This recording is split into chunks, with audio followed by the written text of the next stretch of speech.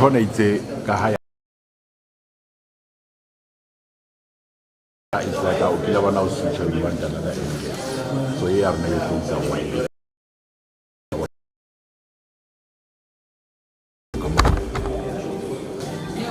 o bontsha fela re tsile dia prefix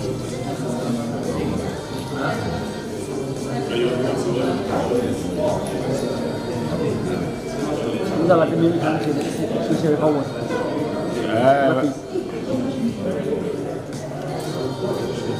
pues él ana gusta digamos hasta un poco de vida la acaba de marcar ya la más muy buena vale como capela sí yo ni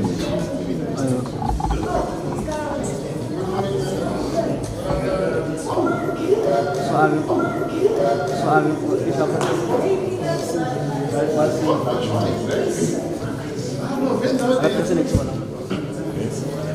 ada presiden kita apa mak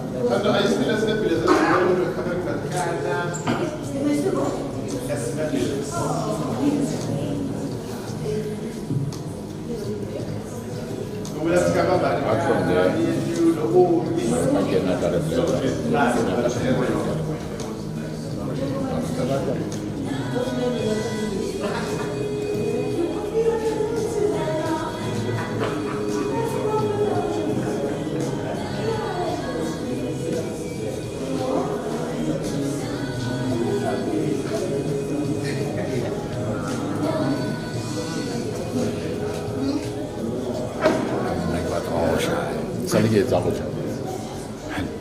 Oui, c'est pas gratuit. Oui, mais ça pas.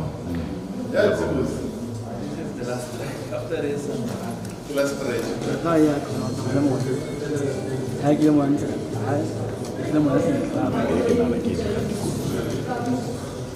on était abonné. Et j'y gagne. Et tu nous as fait. Oh, le bon gars, mais par ma part.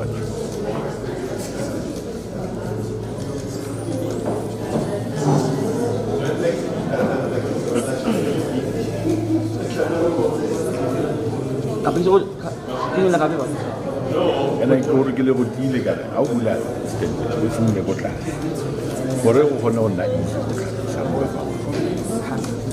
ha le mami ke go dimaganya kabusa wala ene o hopole o bile camera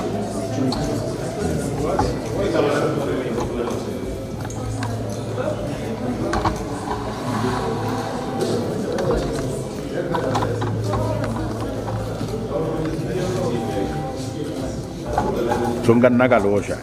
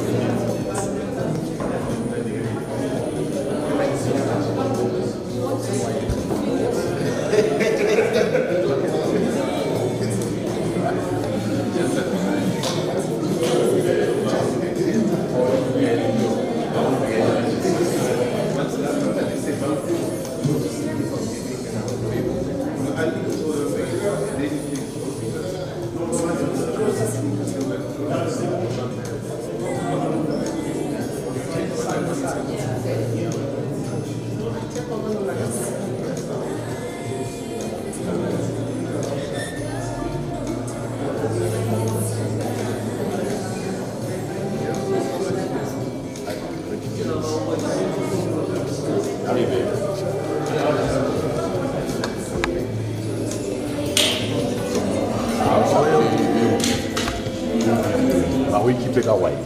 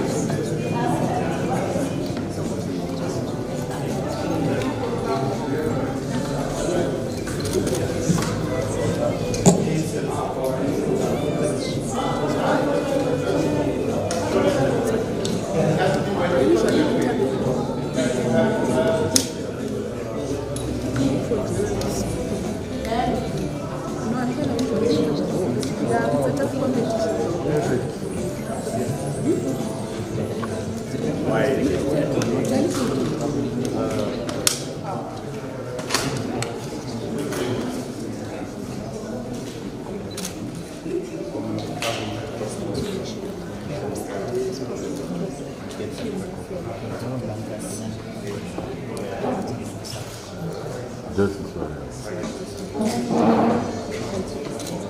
your knowledge.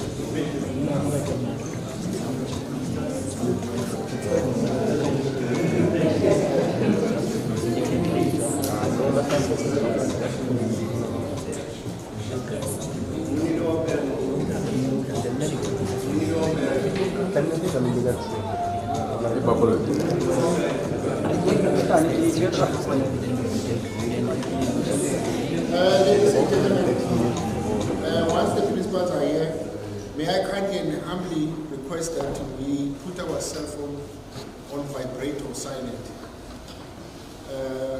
On numerous times I do encounter situations where even colleagues here, they leave their phone.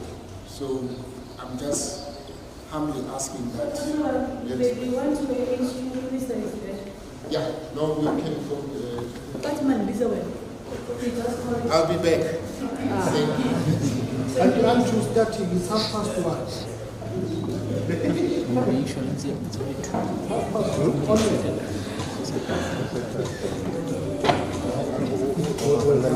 We'll start now. We're still having some.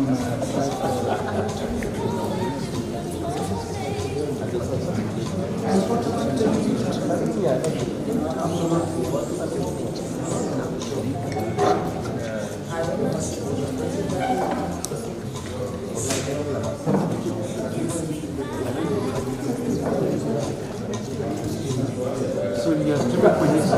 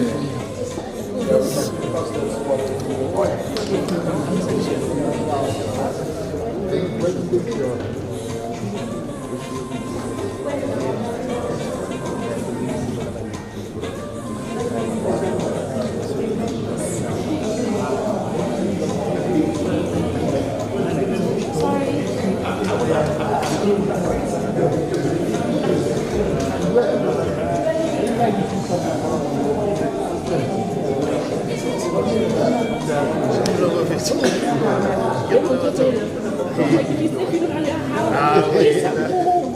not going to go to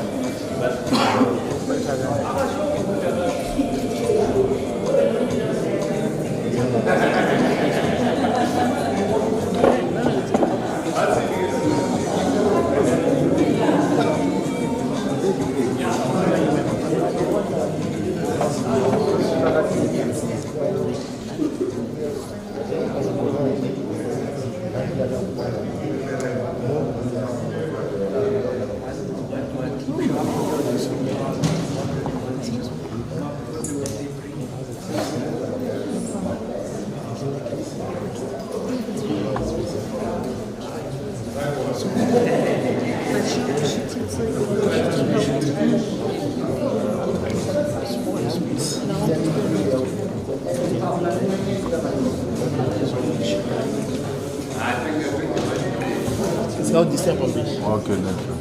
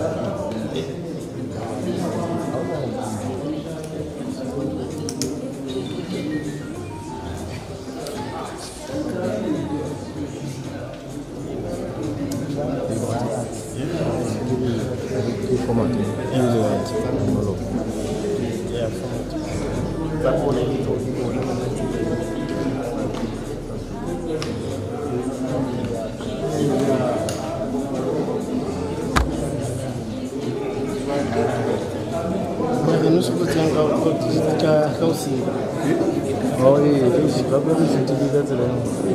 Yeah, because of some. Against some.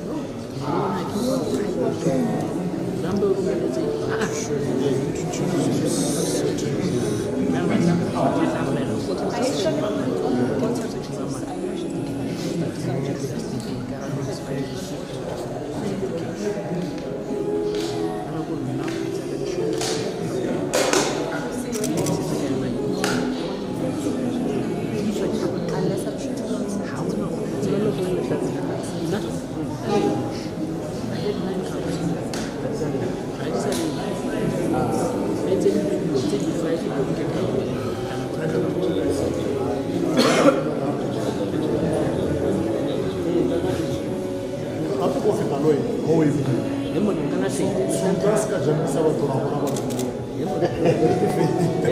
Feito essa caixa.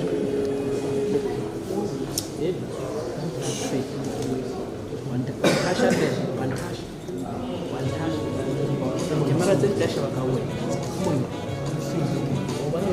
Agora não puxa de chão. Not compressor, both vertically and horizontally. No. Kembali berteman.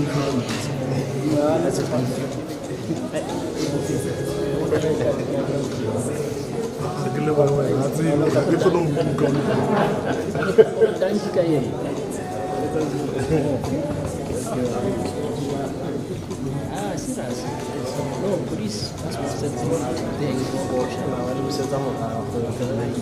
Não me satisfaz. Mais não conheço, mas também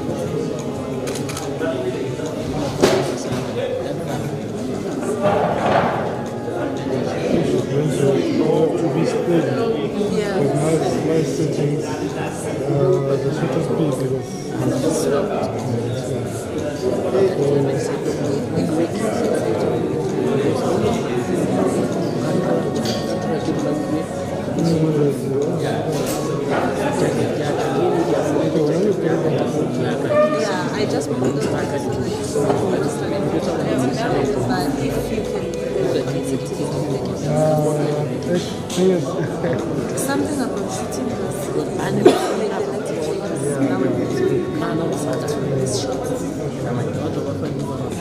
something else can still create there or just frame images. I will also ask because I'm going to are you shooting together?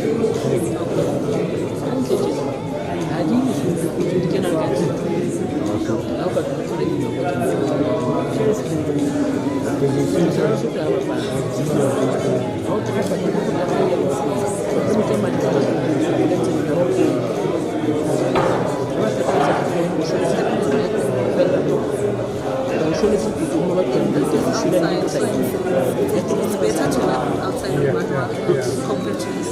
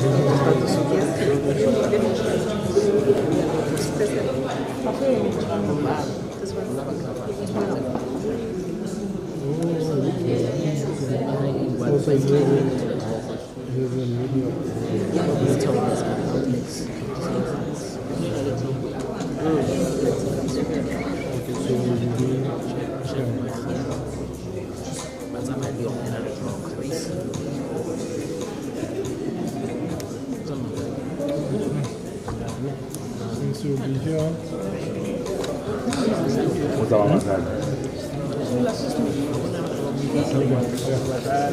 let's do a session.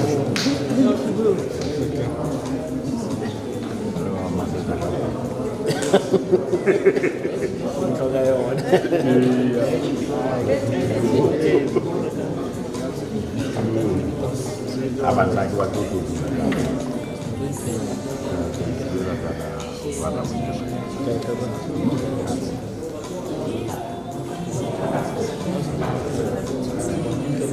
Lần nó có sẽ tặng. Ôi trời ơi. Hai anh em có một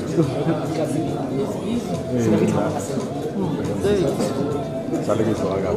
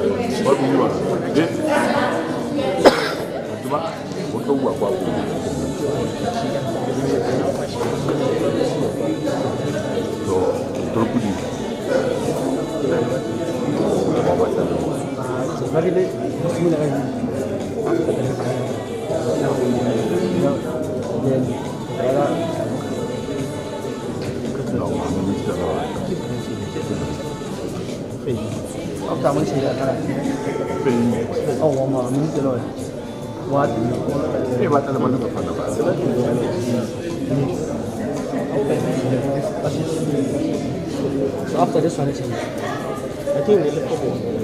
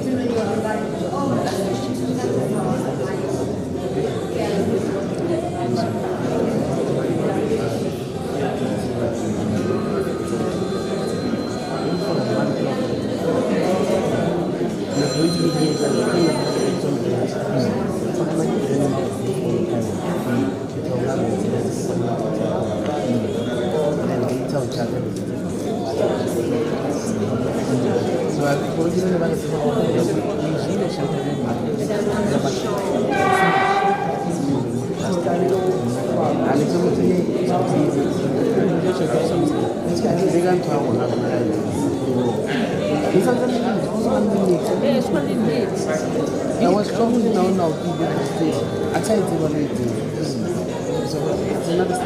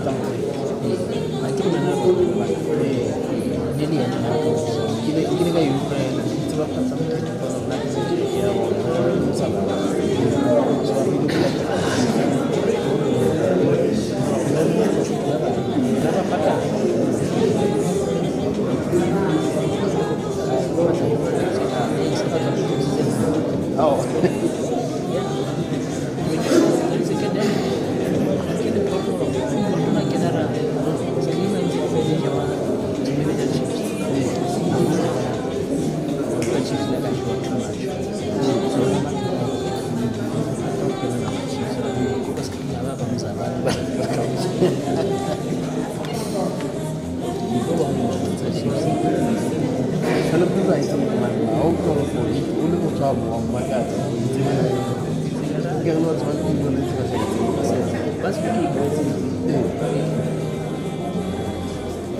ngibona bona abantu wami ngokwemekhabela ukuthi sapomikana ngiyiza out of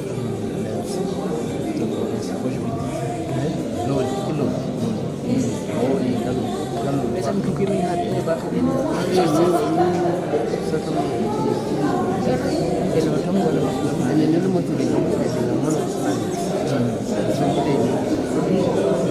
sampai sampai just ini kemana?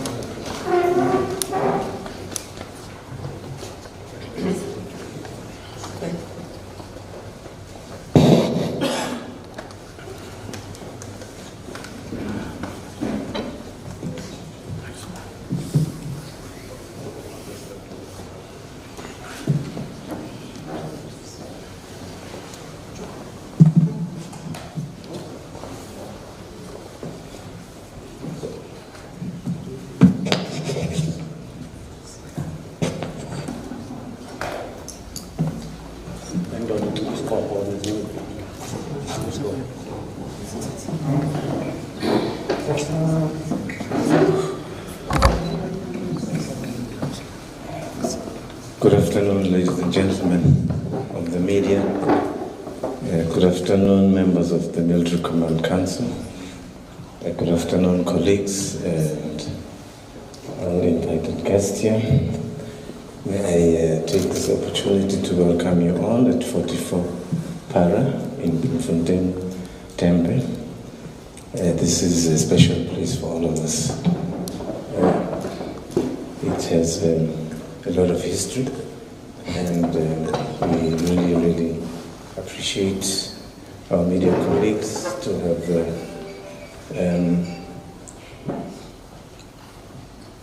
responded to our invitation on this very special occasion.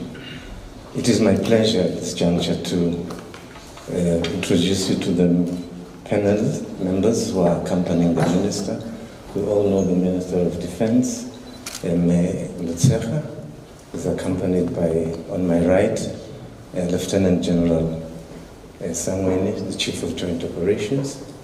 On my left, it's Lieutenant General Sichongaye, Chief HR, Human Resources. And on my extreme left is Major General Tulare, the GOC of Joint Operations, General Officer Commanding Joint Operations. It is my opportunity and pleasure to welcome you all. We've been here since yesterday, and this morning, a particular minister arrived this morning at 7 o'clock, and she's been operating from Air Force Base Bloemspruit next to Bram Fisher. So she has had her office moved from Pretoria to come and put up tent at Bloemspruit, precisely because of the importance of this occasion today. So Minister and the team, some of us arrived yesterday, and Minister arrived this morning at 7 o'clock. She has been in meetings throughout the day, specifically to make sure that nothing happens, and that anything that happens, she is here on the ground with all of us around here. Thank you very much, colleagues, for being patient. I do hope that you've had refreshments, you've had tea, breakfast and lunch, and you were accommodated quite efficiently by the communication team. And may I then, at this juncture, invite the Minister to address us, and after that we will then do the normal drill, and we will engage you questions and answers and take it from there. Minister, may I invite you to the podium, ma'am? Oh, you can speak from there. Yeah. Oh, yes, sorry.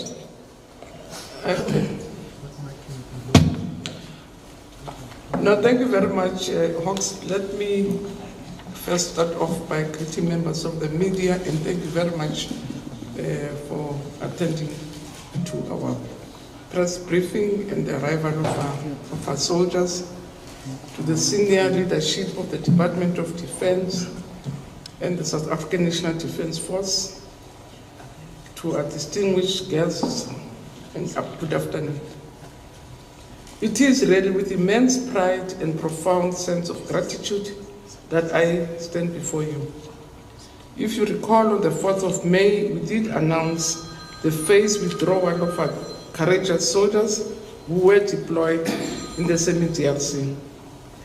And this announcement had followed extensive regional diplomatic engagements, high-level consultations with various role players, and a demonstrable progress in peace efforts within the areas of Eastern DRC, specifically in Goma and Sake territories. As you are aware, our troops, the South African National Defense Force, were deployed alongside our sister partners from Tanzania and Malawi. So as I speak to you today, indeed I'm accompanied by members of the Military Command Council.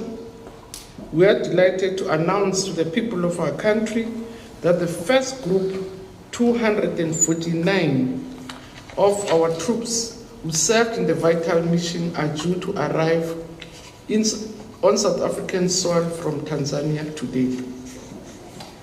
It is worth noting that part of this meticulous withdrawal process includes the safe return of all our prime mission equipment, which is ongoing. As stated by the Chief of the South African National Defence Force during our last media briefing on this matter, he said we shall not leave even a pin behind. So all the necessary logistical support are continuing until the withdrawal is complete. We are fully aware that half of the work is done in terms of our prime mission equipment movement.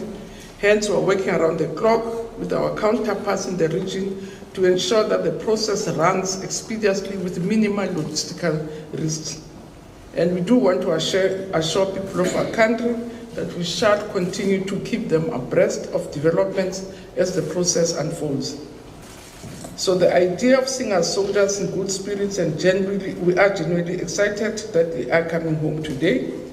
It is also a very powerful expression of the steadfast commitment to defend the territory integrity of our country and its people. Our main focus now is on prioritizing the standard procedures of demobilization. And this will include crucial psychosocial sessions, after which they will return to their respective units. Thereafter, will be reunited with their families. So allow me to take this opportunity to extend my heartfelt thanks to my counterparts from the Summit DRC, the troops contributing countries, mainly the United Republic of Tanzania and Malawi. Thank their ministers, but also take this opportunity to thank the government of Rwanda for allowing us safe passage through their territory, but more important also for the United Republic of Tanzania for affording all our troops a conducive green zone. So allow me to reiterate our commitment as a country that we remain steadfastly committed to a peaceful, stable, and prosperous region. With all said, we are currently experiencing logistical challenges with regards to the landing time of our troops today.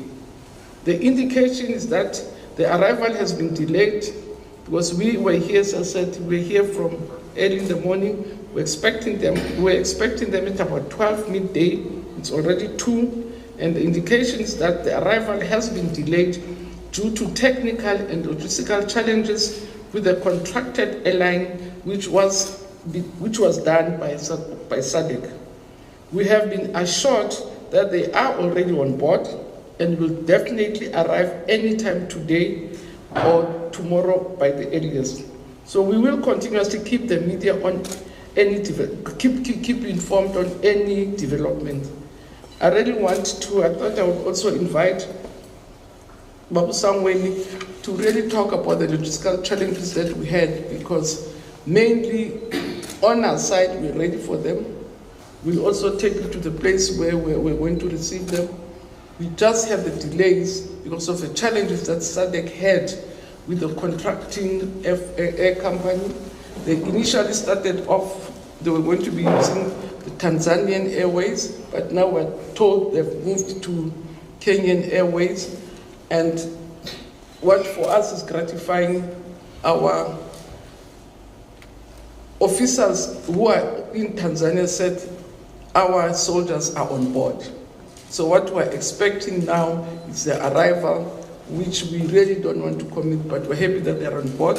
They can arrive anytime, 5 hours from here, but they've not left when we last spoke to them.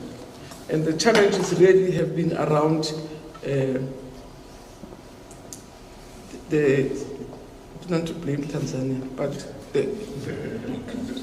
the country which we had contracted, or which SADC had contracted to fly our soldiers back. So that's the disappointment that we have, because we really anticipated that we'll have them by 12. But as I said, we were assured just a few minutes back by someone that they are already on board and can leave anytime. And now, because I don't want you to say you said 7, now it's 7, it's not happening. So they're on board. They're going to arrive anytime. Then we have to calculate the flying hours from Tanzania. Could be about 7 hours, 6 hours. So they will arrive late tonight, if not the latest tomorrow morning. And we're working on logistics as to how we receive them by the time they arrive. So we'll be ready all the time. Some of our officers have to stay here. We have a funeral tomorrow, but some will have to withdraw and stay here to make sure that we receive them when they arrive. Maybe I should leave it at that, Hawks, and then answer questions. Thank you, Minister, and for your comments. I think we will then, I prefer to stand up so that I give proper. What we're going to do, the usual. We know the regime. I'm going to take 3 questions at a time and allow the panelists led by the Minister to respond to the questions. So the regime is very clear. Your name, your place where you come from, the media where you come from, but not your numbers. I'll start on my left, the gentleman here, followed by, in that sequence, yourself, sir.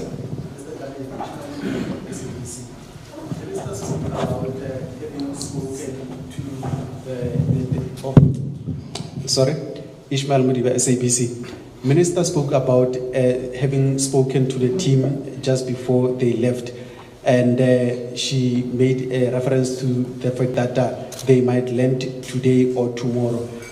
Just an indication, if say maybe one has to do the calculation, what time was the communication so that one can do the maths to verify exactly what time, because we also need to be on standby, because so far we're still lacking in terms of, we thought maybe by now after here we'll be going to the airport, but it seems that it's not the case. Thank you. Thank you, sir. Thanks, Ishmael. I'm Kikeleto Sebeti from OFM News. My question to the Minister would be, what lessons has the SANDF learned from this mission operationally and diplomatically? Thank you. Thanks, OFM. Go ahead, sir. The mic, please. Thank you so much. Minister Peter Molemani, Kai News. Minister, how do you feel about all these changes which has led to the delay? How do you feel as the minister? Thank you. Thanks. I'll have the gentleman. Yeah. Go ahead. Thank you very much. Usipaman Lakoke from ENCA. When did you get to know about these logistical challenges? When were you briefed? And does it not concern you? I'm following up from my colleague that, as you say to us, you do not know when this eagerly awaited team is going to land. Surely you must be anxious, Minister, and the families and their colleagues and South Africans are anxious. So is it a matter of being diplomatic that you don't want to confirm what time are they landing, or you really do not know? And that must be a concern if you do not know, Minister. But also, number 3, when do you hope that this process of their withdrawal will be concluded? I know it's done in phases and batches, but overall, when do you expect that it will come to an end after this first year? Thank you, Koke. We will allow the minister and the team to respond. However, I think I must emphasize one thing. We arrived here last night, and Minister arrived here at 6 o'clock in the morning. She's been in this place since 6 this morning. We are all anxious. And we're eagerly waiting. I thought I should just make an emphasis on that. Thank you, Minister. Yeah, we've been in communication with the team in Tanzania until before we came in here. We could have we said we'll come and have the press at 1:30. We couldn't. So we've been in contact with them the whole morning around getting them to explain what the issues are. As I said, initially, SADC had contacted Tanzania, and then I think around 1 we're told that they've ceded the contract to Kenya, and mainly the initial contract was for 190, which was a smaller flight, and then to have as many people as possible coming, then they contracted 200 for 250, which is a bigger flight to land here, and which is not what we were told. I think we only heard this morning that they have changed from bringing the smaller flight, because they were going to bring 2 of them, So they've decided to use one of them. And only when, now that the plans were here, we're told that there's a whole issue about the staircases and then how the Tanzanians, so we've been moving up and down to see if as a country we can't have the staircases coming here. And hence we've decided that let them leave. If the staircase for Tanzanian Airways does not arrive here in Bloemfontein, they'll have to land in Johannesburg. So it's something that we've been moving up and down between SADC. It was contracted by SADC, so we get our meeting, our information through our commander, General Jacobi. So he's the really has been keeping us updated. But it's been a to and fro. I would not have taken the 6 o'clock flight if I knew they would not arrive at 12. I was expecting them to arrive at 12. It was until last night when I went to bed, I was told that we're expecting them at 12. It's only now that we're told this morning that there were challenges with them landing here in Bloemfontein, and that's where the issue is more than anything. So the contracting has happened, as I say, that technicality around the staircases that will fit a bigger flight, because now they decided to use a bigger flight as compared to what we were initially told. Lessons learned. Sometimes don't expect, because it's really, if you ask me how do I feel, I'm feeling very anxious. I think the families are feeling very anxious. And the soldiers themselves, they've been on the road and in between the whole day. Because I'm told they move from, then the generals will give you the specific from one area to the area in order to where a bigger aircraft could land. Because where they were supposed to depart, they could depart with a smaller airline. So when it was discovered that they're using a bigger air flight, they had to move to the other airport. So it's just very disheartening to really subject people to such trauma, because I think they were looking forward to it. Lessons learned, I think it makes my case better that the government has to give us more money to improve our capabilities. Because if we had our own capabilities, we would have just picked up our children, landed them at the air base, but because of difficulties, we're not able to do it ourselves. So those are lessons learned for me. How do I feel? Very anxious, very disappointed, very sad. Sad that we really were looking forward, excited that they will come and that the process will roll out.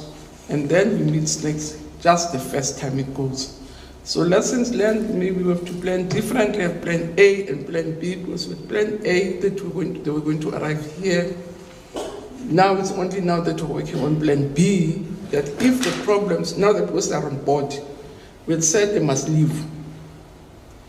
We will be able to communicate to say they go to Gauteng, where it will be possible to do everything else, or they arrive here as planned, if indeed the technical problems about staircases is resolved.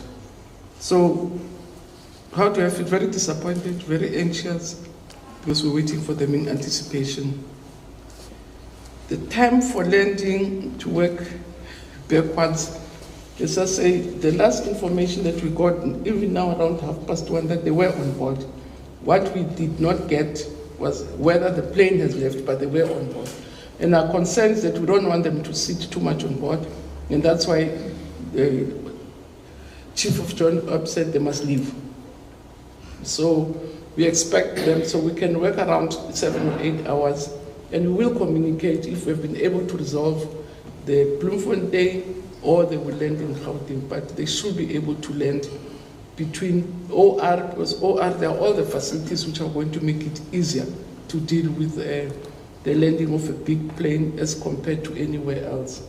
So if we're not able to resolve the Free State today, we will definitely ask them to land in OR, where we know that there won't be a logistical problem, though it's not maybe, it will not have been our preferred place, but just for the sake of the process that we said they must leave.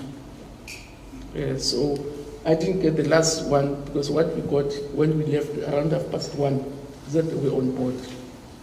And they've been instructed to leave.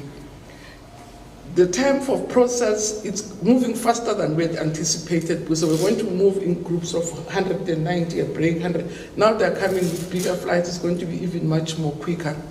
So which means joint ops will have to rework a different timetable. But what we're anticipating is that by end of June we'll have completed the process, and I think they'll spell out what the process is when they arrive,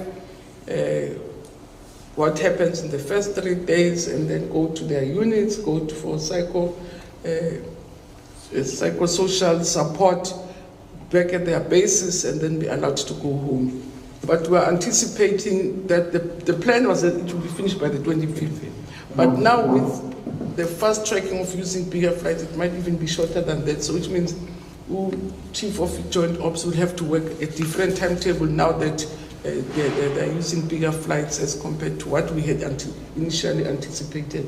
So I'm not sure, Chief, you want to really say what is going to be the process when they arrive, and as I say, just confirm that we are saying we're working on, our initial plan was end of June, but with the different flight that SANDF is commissioning, it really means the timetable also changes, or it will change.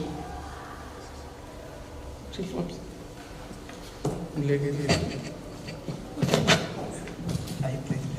Thank you, Minister. Good afternoon, members of the media. I'll touch base, just actually amplifying what the Minister has provided. When is the process going to be finished? With the change from the initial plan of small aircrafts, which were going to take off personnel of RSA from Chato, was more than, the number of flights were more than what now we are faced with, or we have been able to contract. With these bigger aircrafts, it will now be 9 sorties, meaning 9 trips of aircraft bringing soldiers, our soldiers back to RSA. And the frequency of those aircrafts moving is almost every second day. That's why indications are that we'll be able to finish before the end of June, if there are no technical challenges or issues beyond our control as planned. Indications are that we will plan, but there are issues that it's beyond, like the issue of today, which the trust that we have on the contracted SADC contracted airlines are competent and know everything that is required. Maybe they did not take into account of Bram Fisher Airport being an airport with small aircrafts, and with the big aircraft, then it created problems, which they identified late last night, and then this morning they assured us that they are addressing it. But up till now, we still are waiting for confirmation of takeoff. That is our main objective. But what is giving comfort to us is that our soldiers started traveling from Goma, from the red zone yesterday, and up to the green zone in Chateau, and slept over, and this morning they woke up refreshed. Now with a big aircraft, now it has to be Mwanza Airport, and then they have to drive about 300 to 400 kilometers down south to Mwanza, where then additional challenges now came out that with the contracted airliner. But just before we came into this meeting, I was informed by the Force Commander of SAMI DRC, because these aircrafts are taking South Africans and Malawi soldiers. So it's a SAMI DRC grouping. We are told that the South Africans are on board the aircraft was. They've arrived there quite a long time. And then we're faced with a decision. Do they wait until it is fixed or not? Then I gave the decision that they must take off. We hope and wish that they have taken off and will arrive in South Africa still today or tomorrow morning, with whether they land at Bramfisher or at OR Tambo. So yeah, I think 9 sorties, if you can cut every second day, we might be able to, and have an objective that it gets concluded before the end of June. I'll also maybe come into what lessons learned from the mission. Is that South African soldiers are very strong soldiers, and which are trained and committed to peacekeeping and or peace support operations in the region and outside the region. That's why we sacrifice ourselves for that.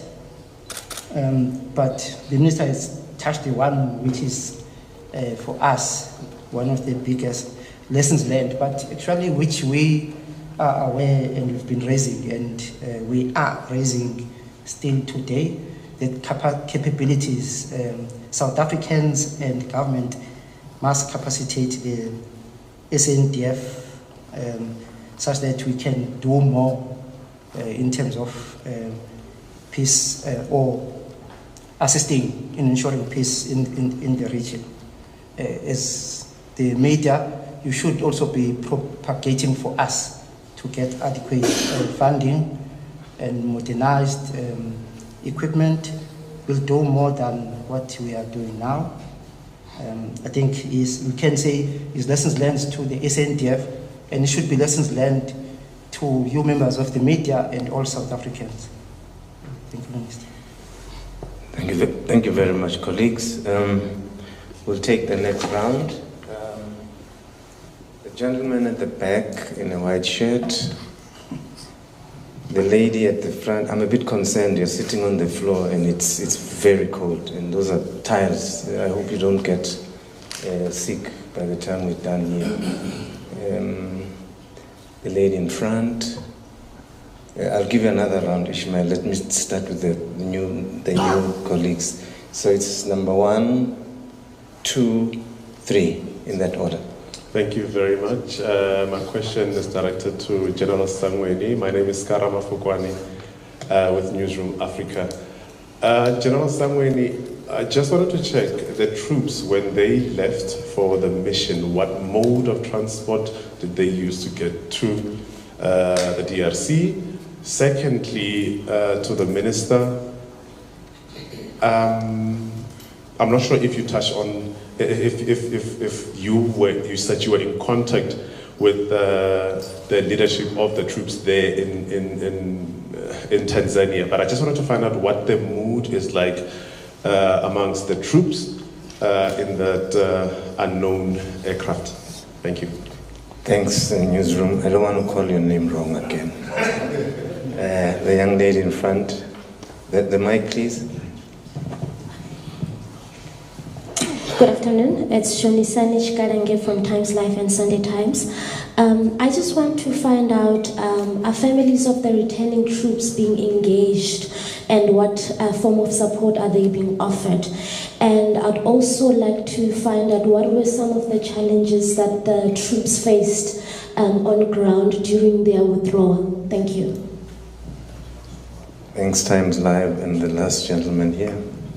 Thank you so much for the opportunity. It's Michael Mbewe from SABC's Channel Africa. To the Minister, I think my colleague there, the last question, she covered it, but mine is to find out whether, with regard to the aircrafts, is South Africa compelled to follow the protocols of SADC? Was there any leverage to say, okay, we can use our own resources to bring our soldiers? Thank you.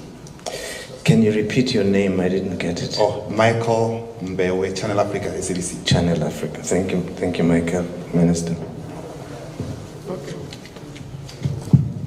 No, thank you very much. Okay, General someone will answer the mode of transport as we're going there. The communication with the team in Tanzania was happening through General Sangweni as the Joint Ops leader and also Abu Shabalala. We've been talking with General Jacobo, who is a force commander, not only, he's South African, but he's force commander for Summit DRC. So he's been keeping us in touch with what is happening, and not only ourselves, because the force commander for both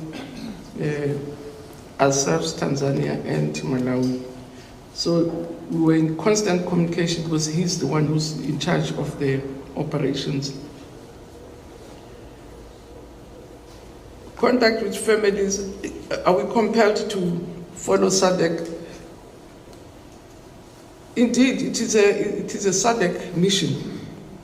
We, as a country, fall under the leadership of SADC, so we're not leading ourselves that we can then say Tinas Hambanje. So if the SADC mission, the force commanders themselves from the different countries have agreed this way, that's how we go, so that it's not every country making its own. But fortunately, in that command team, there are the 3 countries. So through our own joint ops, we will communicate what our wishes are. But if a decision has been taken by SADC that we are going to use Tanzanian airways to transport people, that's what it is. If so, the logistics really are led by SADC, and as a force contributing country, we are led by SADC. We can make our inputs, but as I say, we're not really commanding ourselves there.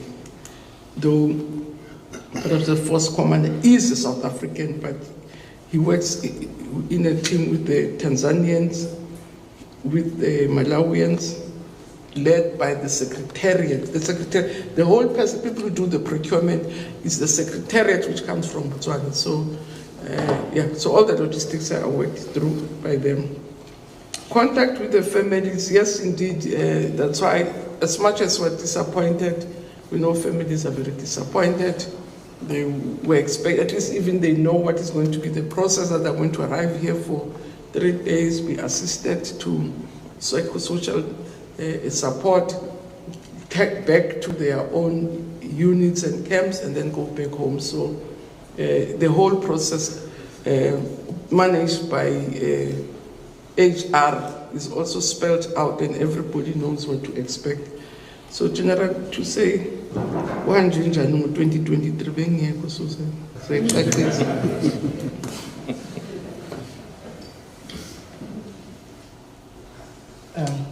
thank you, Minister. Karabo transport use going to the mission area on deployment. It was chartered aircraft by SADC, also supported by the host country, DRC. You take note that peace support operations, we go there to deploy in support of the host nation or supporting the military force of that country. So DRC played a huge role of providing air transportation to take soldiers on deployment. Maybe you're asking why our Air Force, I reiterate, even when our Air Force, they've got enough capabilities, then we would have used our Air Force. It was not prohibited.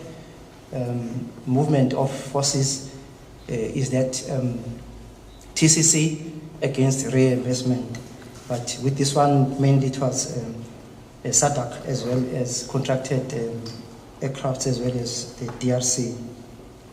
What is the mood of soldiers as they are on board? Unfortunately, I was just communicating with the force commander on where they are, and South African soldiers almost always they've got good mood. You might have seen those video clips when chiefs, after so many years, got a trophy. There in base in Sake, they were running around happy. So at certain timings you'll find them in that mood. But yes, there'll be a time when they are not that happy because we all want to come back home, especially after a decision had been taken that will withdraw. I do foresee them inside that aircraft singing and happy, and maybe you said you are on standby. So if it's tomorrow morning, 2 o'clock, we'll be there. You'll see those soldiers singing and happy, and you'll be able to inform all of us of the mood. SANDF protocols, no, they do not prohibit anyone. Actually, from the meetings initially when the withdrawal, the plan or intention was that SANDF we're going to contract airlines of the 3 troop contributing countries against cost. And in the first bid, maybe the delay, we want to know why there was a delay. It was procurement process of SADC is very stringent, similar to the one of RSA. It took time, but the 3 troop contributing countries were unable to provide. One of them being our SAA. We had hoped that it would have been part of this, and at that time they indicated that they do not have capacity. And then it ended up being a second round where there were indications that maybe could be considered out of the region. And we were adamant in our planning meeting that no, that it remain within the region and hopefully within the 3 TCCs. And then it happened 2 weeks ago that Tanzania, who initially had also declined that their capabilities, they were able to then say they have. And we were happy that it's those of the 3 troop contributing countries.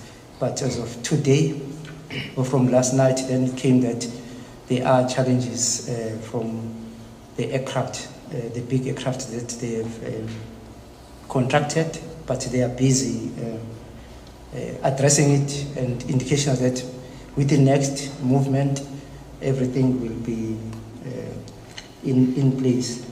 Maybe I'll touch broadly on the progress of when the soldiers arrive. We had said sometime that we are faced with soldiers who need to go home, but there are processes in the military that need to be conducted or undertaken, which then we have limited it to not more than 4 days, 3 to 4 days. Mainly there it is what you call demobilization very broadly, and then the specific psychosocial support we have here from Sam standing in for SG, General Tulo.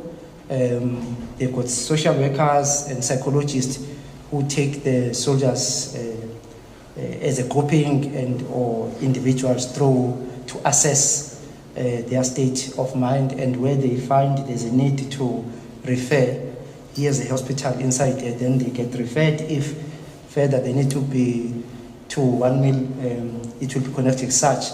However, it is called a triage approach, which is just shallow, broad. Even when there are soldiers who might find to need much more attention in their units back home, they'll be attended to.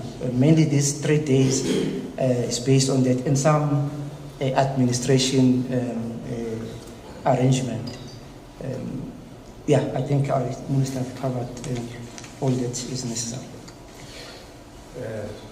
Once again, thank you to the panel's members. Just 2 things for your understanding. TCC means troop contributing countries. SOTIs means trips, so that at least you capture us correctly. This is going to be the last round, and I'm sure all of you can agree with me that the room is pretty cold. So we need to round off before we are taken to court for making you sick. but there is a hospital out here. Ishmael, the last round, the lady behind the cameraman, can you come forward? And the two, Sipamandla, you're going to be the last. The lady in blue, on my left, none. So it's going to be Ish, a lady there, the lady in blue, and then Sipamandla is going to be last. This is the last round, and we'll be closing after the panel members have responded. Thank you very much. Ishmael again once more, SABC. Earlier on you spoke about the 9 trips of aircraft. I think these 9 trips were referring to the smaller aircraft, but if it's bigger aircraft, obviously, how many numbers are we expecting? Because today we are talking about 249. The numbers that are left behind, how many are they that still have to come back? And also, another issue was that of the story that also came out of the soldiers that were pregnant. Is that the case? Is the soldiers that indeed, if that is the case, are they being prioritized to come back home early? Thank you. Thank you. Young lady. Yes, already. Oh, you're comfortable? Yes. Thank you. Lily in blue.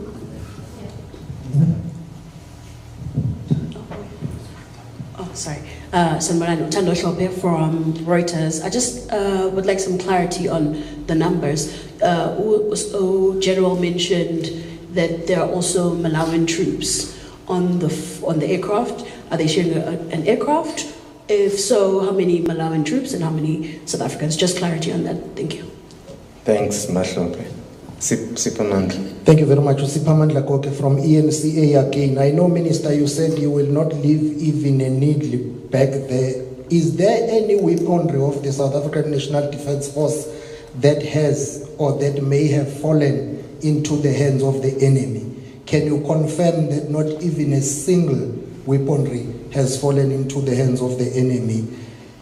I've always known the South African National Defence Force to be very meticulous and plans with precision, but in this case it would appear that it may have not been the case. Don't you think that in hindsight you should have had plan A, plan B and plan C to prepare for all these possible scenarios that may have led to this delay, Minister? And you talk about the issue of budget, but you will not have enough financial resources because your budget has been cut by 2 billion as we speak. So you will have to make do with what you have. Currently, what are your pressing needs and how do you plan to mitigate around this shortage of financial resources? Just to capture one more time, Minister, I don't want to misquote you. Seated there right now, you do not know when and where your soldiers will land. Is that the case? Thank you. I thought as much. Thank you. Thank you, Supermandla. We'll allow the Minister and the panel to respond. Okay. Now I'll take others and our colleagues will help me with the others. Pregnant soldiers. So I'm not sure if I want to put a gender question that pregnancy is not a disease, it's a condition. And it depends as to what stage of pregnancy are you in order to be removed from an area of risk. So the health people will help you. If you're 6 weeks pregnant, there's no danger, so you may not come. If you're 9 months anywhere else or 8 months. But in terms of them being here, I don't know if they are, I'm not aware that there would have been highly pregnant women who will be in difficulty to find themselves in a very dangerous environment. I've not heard that one. But as I said, they will pay me out. Also, my understanding is that the 249 on board is South African soldiers. The Malawians will also go with their aircraft. It's just, as I say, SANDF was preparing for all. These Tanzanians are home, so people have got to be flown out of Tanzania, ourselves and Malawians. And I think Chief Joint Ops will say what he knows from Force Commander, what is happening with the other countries. Again, also with weapons, there was no report I don't want to say definitely there was no report, because we get reports daily as to what is happening. Almost every day, the Chief of Defense, if not him directly through his special rep somewhere, report on any incident. Our equipment has been mainly either damaged or anything, so that we even know, because we have to keep a very tight register, even for the sake of UN. So what did we take there? What did we pledge? Because basically, as a peacekeeping force, it's also on, you financially compensated in the operation. So it's not necessarily your problem, but I think they will assist me. Where you're quite right, which is making us anxious, there are only two places they can land. So the ways is they're not going to go in KZN or in Eastern Cape. Now that we've asked them to leave, there are only two places they can land. The first one will be, the first preferred one will be here, because we've prepared for them here. But if at the time they're flying, we've not resolved the staircase issue, they'll have to land in Gauteng. So we know where they're going to go. They're not going to Polokwane, they're not going anywhere. It's between here and so at least we know where they're going to land. When, as I said, we had instructed them to leave, so we're estimating, because again the flights, we're estimating 7 hours from now. And that's why we're hopeful that they might end up here, because according to the explanation that was given to us, the technicality, Tanzania said they can only resolve it in the next 7 hours, which is the arrival of the staircases suitable for the aircraft. If it's not arriving 7 hours time, we will be in Gauteng. So at least there's also some definite matter about when they will arrive. Yeah, so did I leave anything else? Yeah. Colleagues will assist me. So. The budget. Oh, the budget. The budget. What was the budget? Oh, I see. No, it's a very sad situation. On Monday, is it Monday where we met? Because we only got our allocation letter, which says finally, now that there was going to be the budget number 3. Because now we had to revise. So I was signing, because there was revised APs or performance agreements that were supposed to be lodged today, midday. So we've had to revise down, because we're not getting initially the amount we had anticipated. For instance, we initially promised 7 billion, so we're only getting 3. And that 3 can only cover our shortfall in terms of salaries. So it's not addressing our key challenge. So what we are doing first as a department is to say we have to reprioritize, and there are 2 things that we agreed with the senior officers in the department, that our prime equipment and the well-being of our soldiers in terms of their safety, their well-being, becomes a priority. So what we have to do is to say, in that 57 billion that we are remaining with, which definitely is highly inadequate, what do we drop, what do we do? So that's the process that we're engaged in. And that's where also with the portfolio committee, the whole morning was to say, now that the budget has been cut, what is the way forward? Amongst other things is and we've been, maybe the crisis is helping us also, we've been really talking about strengthening our partnership with the defense industry, because they need government. They can't sell their equipment if they can't sell to government, because those countries want to know if your country has confidence in your equipment. And we have a very strong defense industry in the country that is trading internationally. But the challenges of the defense force affect also their capability or their ability to move forward. So we're talking much more stronger around your PPs, how we sweat our assets. We've got good assets which we can sweat. For instance, the air base in Centurion. There have been approaches that private companies can rent them, or we call run them, in order for them to train pilots. Because it's a very good air base, which was enhanced during the 2010 World Cup, and which is not used frequently. So we're looking at all the opportunities as to what is it that we sweat to enable us. And the language we use is to stay afloat, because for now, it's going to be misleading to say to move beyond. So what we have to make sure is that we don't go where there are holes, we go deeper than where we are, because indeed we're really in troubled waters, and to say what to steer. We have agreed with the portfolio committee that in 3 months' time we should be able to come with a plan. We're in constant communication with the Minister of Finance to say, petrol, if it brings anything, he should give it, he should share with us. But unfortunately, what he said to me said, I don't know what I'm going to collect monthly.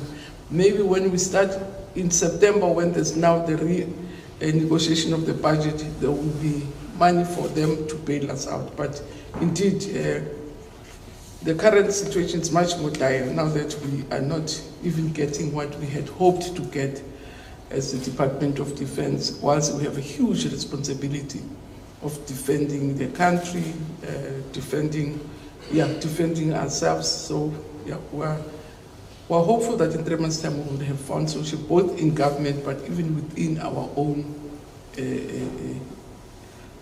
resources. We've inherited Denel, and Denel for me, it's a goose that can lay golden eggs. We've seen from the sections that work, your air capabilities are doing quite well, and they're even able to market themselves. They have a healthy order book, so we have to work with them, because we need them to really lay these eggs, to enable them to deliver on that order book and really lay eggs for us as a Department of Defense, that besides servicing us, generating money from the defense industry, what I've come to realize in the department, to say war is also lucrative in difficult times.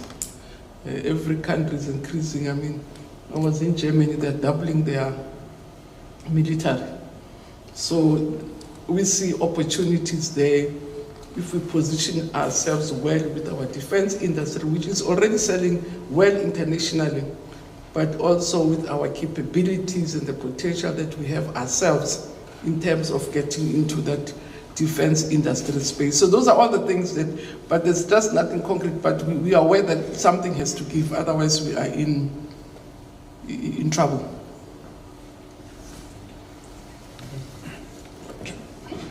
Minister, please allow me, I will wish to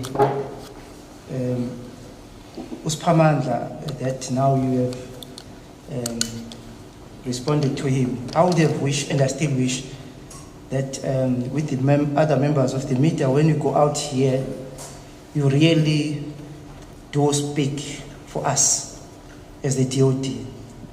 The military is your insurance at any time. Some of the media members here, we've worked with them. You'll remember during COVID, we were all out on the street without any social distancing in our vehicles. So we sacrifice ourselves.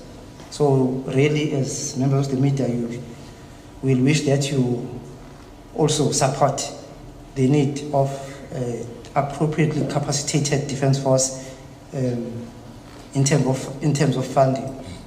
Others were with us during the floods. We go in there without all those required capabilities. Some of you were with us during the riots. So yes, it's appreciated, Minister, when they are raising the issue of budget allocation. But what will be much more appreciated if when you close with your narrative, you do raise and say our defense force need adequate funding so that we can do much more. The issue also, Spamandla acknowledged that we are meticulous when we conduct our business. Unfortunately, this one, it was a civilian contracted aircraft. If it was one of the military, they would obviously have a contingency for a tire burst or something. Here, it is out of our hands, but this one now we are communicating with them and providing some solutions, and hopefully it will work. The minister wanted confirmation if there's any equipment. For now, up until now, there's no equipment that will be left in the mission area. However, there will be equipment that is damaged in the mission area. It always happens, and there are modes, whether you destroy in the mission area or you take it with. But damaged because we were using those equipment. Ishmael, the number of sorties, the 9 is the one where there's a big aircraft, which makes it much quicker to finish the process. With smaller aircraft, it will have been much more longer. The issue of Malawian troops, you'll see tomorrow, or the plan of the first flight, there is going to be 2 days in between, because that aircraft will then take Malawian soldiers. We'll go back to Tanzania, Chato, take Malawi, and then come back, and so they are on their own, and we are on our own. That's why they'll be 2 days in between. Other periods, then it will only be 1 day.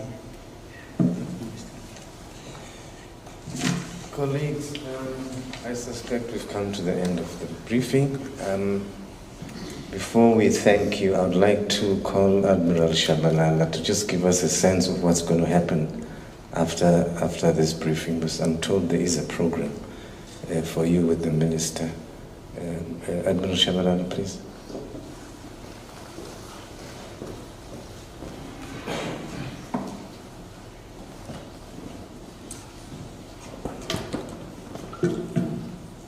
Members of the media, let me write on the protocol that has already been delivered here in this forum. What is going to happen now? Members of the media, we are going to do a walkabout where we are going to observe the minister inspecting the facilities.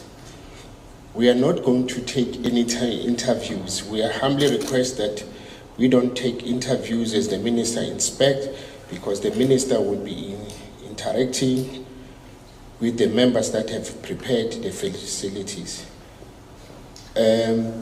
Minister, they will also be reporting as you walk the state of readiness, and generals that have been entrusted with that responsibility, they are here.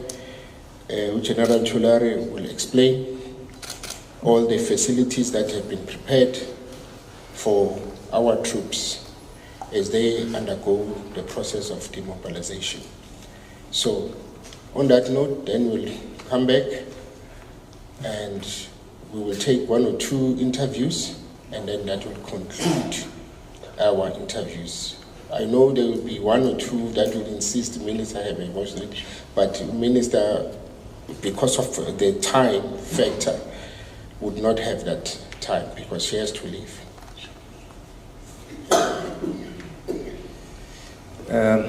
Once again, colleagues, let me thank you, and to prove the preparedness and how ready we were, we will show you the facilities, and the anxiety that we have amongst ourselves is pretty huge, and I'm sure you're also anxious, and you were very excited to see the members arriving.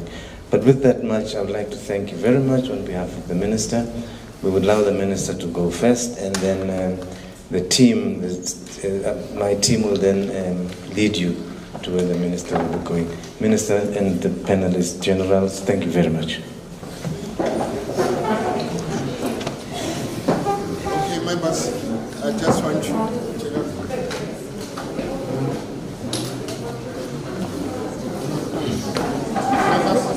Start. Members of the SANDF representation, come to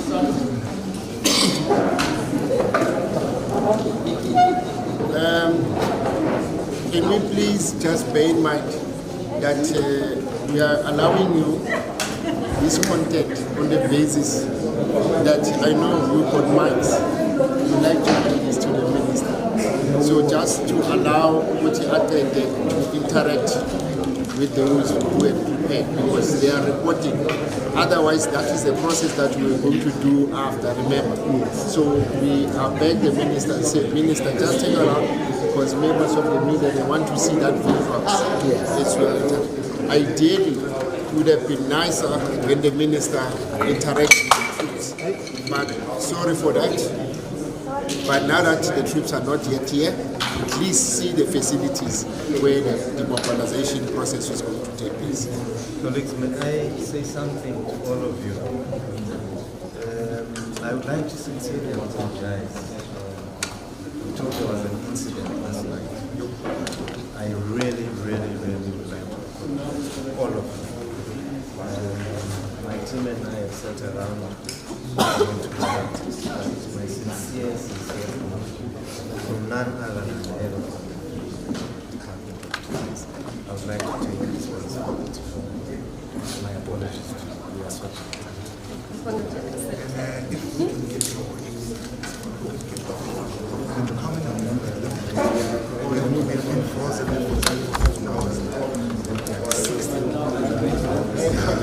activate the paramedic. Now it's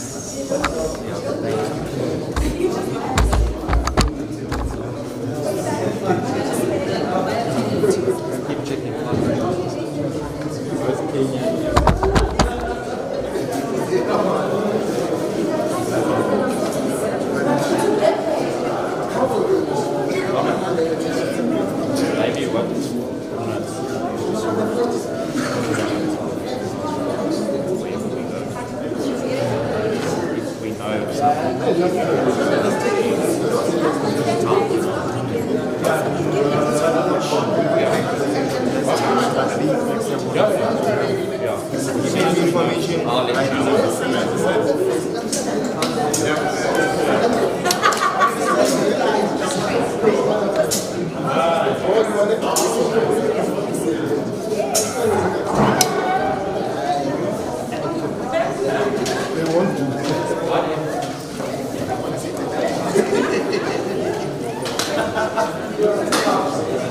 Stop.